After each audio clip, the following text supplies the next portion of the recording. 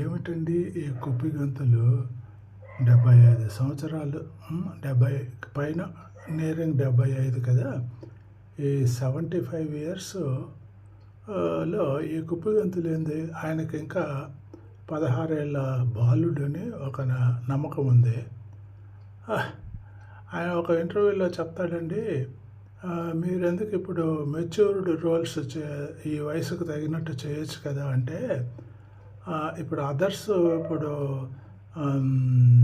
తమిళంలో కానీ, ఎందుకు తెలుగులోనే కూడా ఆయన సమకాలికులందరూ కూడా ఆ వయసుకు తగినట్టుగా రోల్స్ సెలెక్ట్ చేసుకొని ఏదో సంవత్సరానికి ఒకటి అట్లా చేసుకుంటారు, టచ్ ఉట్టిపోకుండా అనేసి. ఇప్పుడు తమిళంలో చూసినారంటే 70కి పైబడిన వాళ్ళందరూ కొంచెం మెచ్యూర్డ్ ఎల్డర్లీ రోల్స్ సెలెక్ట్ చేసుకొని ఏదో వాళ్ళకి తగినట్టుగా చేస్తున్నారు. మలయాళంలో అలా అదేవిధంగా. ఇప్పుడు రీసెంట్గా రజనీకాంత్ కూడా this is my last film, after that I will get retired అని ఆయన అనౌన్స్ చేశాడు.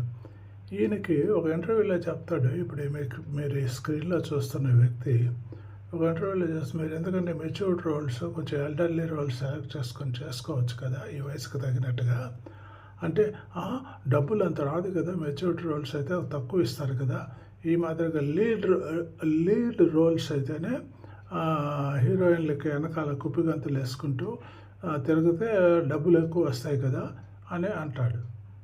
ఏందండి ఇది ఇమ్మెచ్యూర్ స్టేట్మెంట్? ప్రజలారా, మీరు అయినా బుద్ధి చెప్పండి. 70 సంవత్సరాలకు పైబడిన వాళ్ళ సినిమాలు చూడకండి.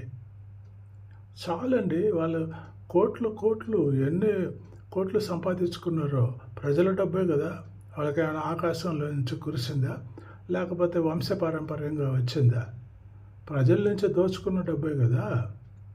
ఒకడేమో గ్లోబల్ స్టార్ అంటాడు. ఎందుకు గ్లోబల్ స్టారు? వాళ్ళకి సంబంధం లేకుండా పోయి